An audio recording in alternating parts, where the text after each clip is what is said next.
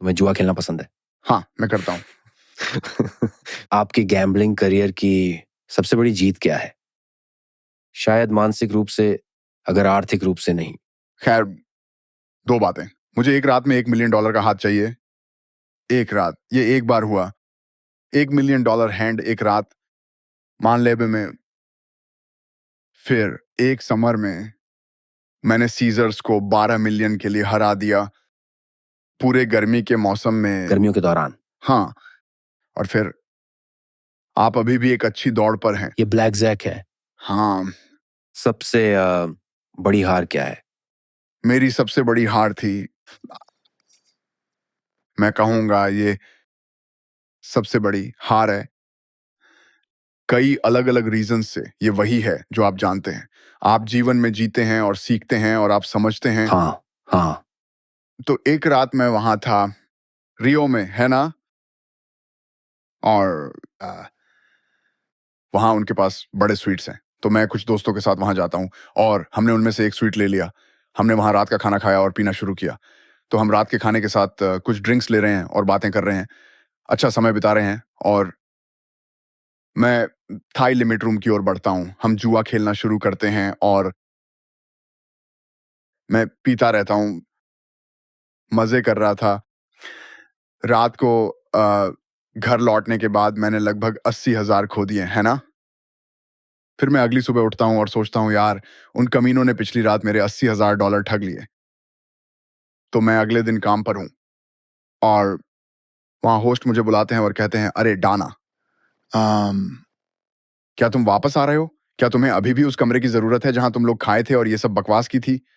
और मैंने कहा, "नहीं, मुझे कमरे की ज़रूरत नहीं है, लेकिन मेरी 80,000 की रकम से ज़्यादा आराम से मत बैठो, मैं इसे वापस लेने आ रहा हूँ।" हाँ। फ़ोन के दूसरी तरफ पूरी तरह से खामोशी थी और वह ऐसा है, "डाना, तुमने कल रात $3 मिलियन गँवा दिए।" मैंने कहा, "तुम किस बारे में बात कर रहे हो? मेरे पास केवल $15 लाख की क्रेडिट लाइन है।" वह कहता है, "हाँ, आपने हमें होटल के महाप्रबंधक को कॉल करने के लिए मजबूर किया और आपने उसे गाली देना शुरू कर दिया।" दा और मैं ऐसा, हाँ, अब वो, हाँ, ये कुछ वैसा ही लगता है जो मैं करता। तो यही असली नंबर था। वो ही असली नंबर था और फिर उसके बाद भी कई ऐसे केसेस हुए हैं जहाँ लोग वेगास में होते हैं और वो ऐसे होते हैं कि अम, ओह! आप जानते हैं, मैंने सारा पैसा खो दिया, आप जानते हैं, और वे मुझे फ्री ड्रिंक्स दे रहे थे और मैंने बहुत ज़्यादा पी ली और मुझसे फ़ायदा उठाया गया। नहीं, नहीं, तुम बेवकूफ़ आदमी, हिम्मत दिखाओ। तुमने नशे में धुत होकर यह किया, ठीक है? उन्होंने नहीं किया। शराब मुफ़्त है, लेकिन आपको इसे पीना ज़रूरी नहीं है। आप जानते हैं मेरा मतलब क्या है। और आप जानते हैं ये मेरे लिए एक बड़ा लर्निंग लेसन था। इसलिए मैंने उस रात के बाद जब मैं कार्ड्स खेल रहा था, फिर कभी शराब नहीं पी। लेकिन हाँ, जब आप मुझसे पूछते हैं तो वही है जो मेरे दिमाग में सबसे ज़्यादा उभरता है जब खराब हार की बात आती है। और फिर आप जानते हैं, बेशक मैंने कहा जीएम को बुलाओ और मैंने उसे सुबह 3 बजे गाली देना शुरू कर दिया। बिल्कुल, आपने किया। ये कुछ ऐसा है जो मैं निश्चित रूप से करूँगा। आप उनके साथ मानसिक रूप से कैसे निपटते हैं? जब आप जुआ खेलते हैं, शायद ये लड़ाई पर भी लागू होता है। तो क्या आपको जीतने से अधिक प्यार है या हारने से अधिक नफ़रत है? वो साथ चलते हैं। तो मैं जिस तरह खेलता हूँ वो ये है कि मैं वेगास में रहता हूँ। तो साल 2024 मेरे लिए एक युद्ध है। मैं 24 में युद्ध के लिए जा रहा हूँ, ठीक है? ये सारी रातें जो मैं खेलता हूँ, छोटे युद्ध हैं उस युद्ध के अंदर जिसे मैं 2024 में लड़ूँगा। अब at the end of the year हम इन सभी लिटिल बैटल्स का हिसाब करेंगे और देखेंगे कि मेरी जीत और हार का क्या हाल रहा। आप जानते हैं, वहाँ बाहर मेरे जुए के बारे में बहुत सारी बातें हो रही हैं। आप जानते हैं जिन जगहों से मुझे बाहर निकाला गया है और इस तरह की बातें। और मैं अच्छा करता हूँ, पर ये वही है जो मुझे करना पसंद है। आप जानते हैं, मैं कभी इस तरह से जुआ नहीं खेलता कि मैं खुद को या अपने परिवार को कभी नुकसान पहुँचाऊँ या अ, आप जानते हैं, मुझे यकीन है कि आपने नॉर्म मैकडोनाल्ड की कहानियाँ सुनी हैं। नॉर्म मैकडोनाल्ड ने जैसे अपनी पूरी निजी संपत्ति 4 बार गँवाई या ऐसा कुछ। हाँ, ऐसा मेरे साथ नहीं होगा। तो आप इसे मैनेज करते हैं, लेकिन सिर्फ मानसिक रूप से आप स्थिर रहने में सक्षम हैं। हाँ। तो जब मैं जीतता हूँ, ये शानदार है। जीतना हमेशा शानदार होता है। जीतने का एहसास बहुत अच्छा होता है, बिजनेस में, स्पोर्ट्स में, लाइफ में और निश्चित रूप से जुआ खेलने में। हारना कभी मजेदार नहीं होता, लेकिन ये खेल का हिस्सा है। आप जानते हैं मेरा क्या मतलब है। अगर अगर आप खेल में रहना चाहते हैं, चाहे वो खेल हो, बिजनेस हो या कुछ और, जीतें भी होंगी और हारें भी, आपको दोनों को सहजता से लेना होगा और आपको सक्षम होना होगा। आप जानते हैं, बहुत से लोग जब जुआ खेलते हैं, राइट, और आप हार जाते हैं और डीप डार्क डिप्रेशन में चले जाते हैं। मैंने उन लोगों के साथ ये देखा है जो ऐसा करते हैं। अगर जुआ आपको उदास करता है तो ये आपके लिए नहीं है। अगर आप सोशल मीडिया पर रहने वाले व्यक्ति हैं और लोग आपके बारे में भयानक बातें कहते हैं और आप निराश हो जाते हैं और डेड महसूस करते हैं, तो आपको सोशल मीडिया पर नहीं होना चाहिए। तुम्हें पता है मेरा मतलब क्या है? ये सब खेल में होने का हिस्सा है। जब आप खेल में होते हैं तो महान चीजें होती हैं और सच में बुरी चीजें भी होती हैं, और आपको इसे सहजता से लेना पड़ता है। आपको अगले दिन खुद को उठाना होता है, अपने जूते वापस पहनने होते हैं और फिर से बाहर जाकर युद्ध में शामिल होना होता है। यही तरीका है। यहाँ कुछ गोगिन की बातें हैं, ठीक है। मुझे वो मोटिवेशनल स्पीच पसंद है। लेकिन ये सच है। सुनो, जब भी तुम बिस्तर से उठते हो, जिंदगी वहीं खड़ी होती है, तुम्हारे चेहरे पर लात मारने के लिए। कुछ भी हो सकता है। हो सकता है आप उठते हैं और नीचे जाते हैं, आपका टायर पंक्चर हो गया और आप काम के लिए लेट हो गए, ये और वो। जीवन आपके ऊपर हर तरह की क्रेजी चीजें फेंकने वाला है ना? और तुम्हें इसके लिए तैयार रहना होगा और इससे निपटना होगा। तुम इससे बच नहीं सकते, तुम इससे भाग नहीं सकते, तुम छिप नहीं सकते। तुम्हें इन सभी समस्याओं का सीधे सामना करना होगा। जब मैं हर दिन बेड से उठता हूँ, मैं तैयार होता हूँ और युद्ध के लिए तैयार होता हूँ, क्योंकि मुझे पता है कि मैं यहाँ आ रहा हूँ। मुझे पता है कि बहुत सारी बुरी चीजें होने वाली हैं जिनसे मुझे निपटना होगा। अगर ये काफी बुरा नहीं है, जब मैं यहाँ से बाहर निकलूंगा तो शायद मैं कैसीनो जाऊंगा और फिर मैं एक और जंग में फंस जाऊंगा। आप जानते हैं मेरा मतलब। मैं केओस में पनपता हूँ। मैं सच में केओस से प्यार करता हूँ। हर कोई रिटायर होने की बात करता है। उस बकवास को भूल जाओ। जब मैं रिटायर हो जाऊंगा तब मैं क्या करूंगा? मैं क्या कर सकता हूँ? मुझे युद्ध में जाना पसंद है। मुझे लड़ाई करना पसंद है। मुझे जीतना पसंद है। कभी कभी मैं हारता हूँ, लेकिन फिर मुझे उस हार से वापस आना होता है। मुझे ब्रांड बनाना पसंद है। मुझे शॉर्ट टर्म और लॉन्ग टर्म गोल्स बनाना और फिर उन्हें हासिल करना पसंद है। आप जानते हैं, ये वही चीजें हैं जो मुझे एक्साइट करती हैं, चाहे वो बिजनेस हो या गैम्बलिंग, या मैं चीज़ों का फ़ैन होना भी पसंद करता हूँ। मुझे लाइव संगीत पसंद है। जब मुझे कोई बैंड पसंद आता है तो मैं उन्हें लाइव देखने के लिए उत्साहित हो जाता हूँ, या फिर सेल्टिक्स का गेम। मुझे बोस्टन सेल्टिक्स बहुत पसंद है और मुझे उनके गेम देखकर बहुत मज़ा आता है। ये साल हमारा है। उम्मीद है कि हम इस साल जीतेंगे। ये सब चीज़ें मुझे खुश करती हैं और मेरे जीवन में मुझे उत्साहित करती हैं। ये मज़ेदार है क्योंकि मैं ये पोस्ट वीक में 3-4 नाइट्स को पोस्ट करता हूँ। मुझे ये शहर भी पसंद है। मैं नहीं बता सकता कि लास वेगास शहर मेरे लिए बनाया गया था या मैं इस अद्भुत शहर के लिए बना था, लेकिन मुझे ये पसंद है। और समरलिन पार्कवे पर एक मोड़ है हर रात, और ये अंधेरा होता है और वहां से आप पूरे शहर और उसकी सारी रोशनी को देख सकते हैं, और ये बहुत ही शानदार है। और आमतौर पर मैं घर जा रहा होता हूँ एक अद्भुत दिन के बाद, है ना? इस अविश्वसनीय जीवन के साथ जो मेरे पास है, और मुझे ये मोमेंट ऑफ ग्रैटिट्यूड का अनुभव होता है हर बार जब मैं वो मोड़ लेता हूँ और मैं सोचता हूँ, भगवान की कसम, मैं इस शहर से प्यार करता हूँ। और हर रात जब मैं घर जाता हूँ तो मैं इस जीवन के लिए बहुत खुश और आभारी महसूस करता आप हूँ। ग्रेटफुल हैं, सेलिब्रेट कर रहे हैं, भले ही दिन पूरा खराब हो, प्रॉब्लम से भरा हो जिन्हें आपको सॉल्व करना है। इन सब के बावजूद क्या आप इसे पीछे छोड़ने में मुझे सक्षम वो हैं? भी बहुत पसंद है। Switch off. मुझे प्रॉब्लम सॉल्विंग बहुत पसंद है। मुझे वो चीजें लेना पसंद है जो इम्पॉसिबल लगती हैं, और साला इस घटिया कंपनी से ज्यादा किस चीज की आलोचना हुई है? Power slap, right? हाँ, ये चीज बहुत ही जबरदस्त है। ये पूरी तरह से जबरदस्त है।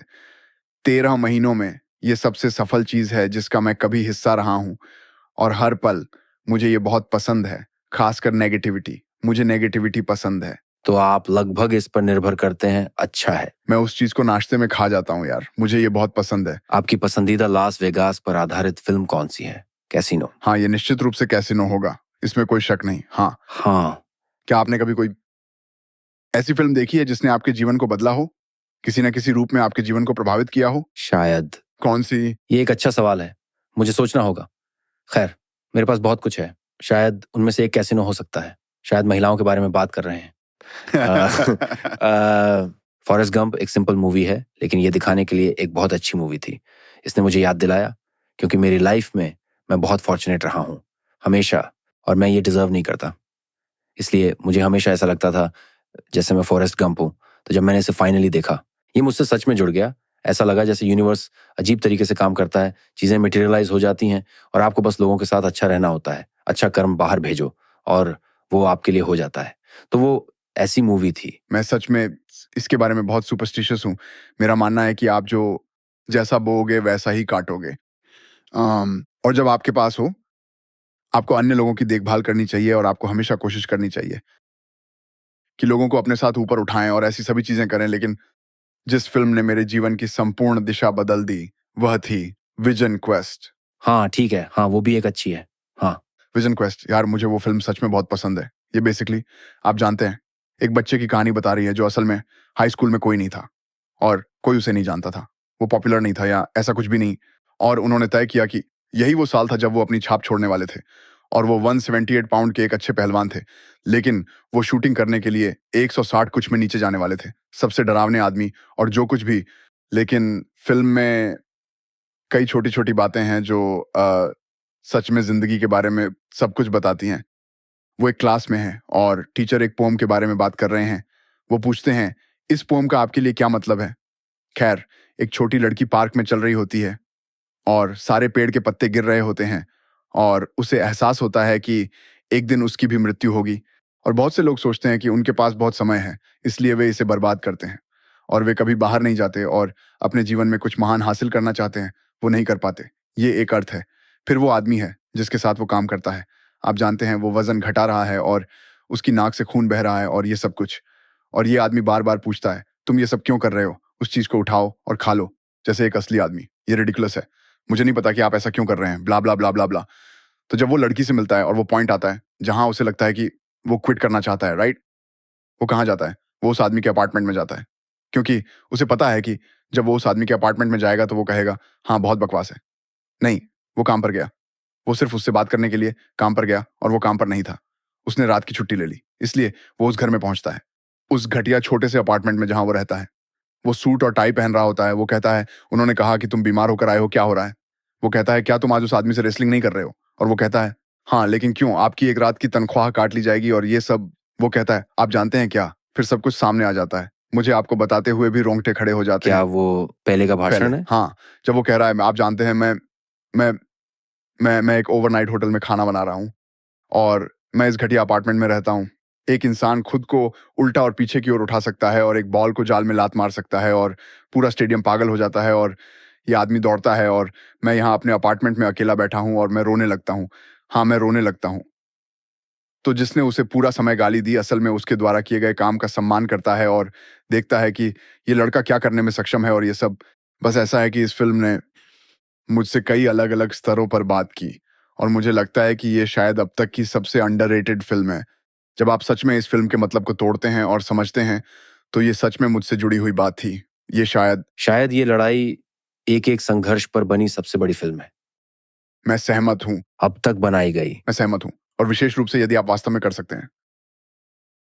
यहाँ वे संदेश हैं जो इस फिल्म में आपको दिए गए हैं। ये उत्कृष्ट है, आप जानते हैं, ये मज़ेदार है। उन्होंने बस ऐसा ही किया और मैंने तथ्य के बाद इसे देखा, जिसने मुझे पूरी तरह से गुस्सा दिला दिया। उन्होंने 25 साल या 30 साल वाली चीज़ की थी। इसे स्पोकेन, वॉशिंगटन में फ़िल्माया गया था। उन्होंने वहाँ एक मूवी थिएटर में फ़िल्म दिखाई और कास्ट के सदस्यों ने इसके बारे में बात की।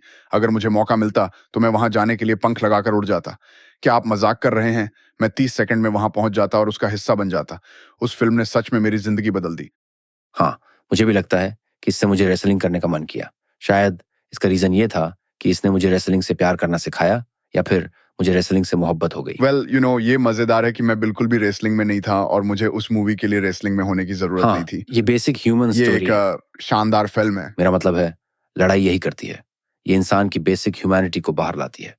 सचमुच में जो लोग रिंग में कदम रखने और ग्रेटनेस का पीछा करने का चुनाव करते हैं और सच में लंबे अवसरों के खिलाफ ऐसा करते हैं, यही कारण है कि ये एक खूबसूरत खेल है। और ये बिल्कुल सच है।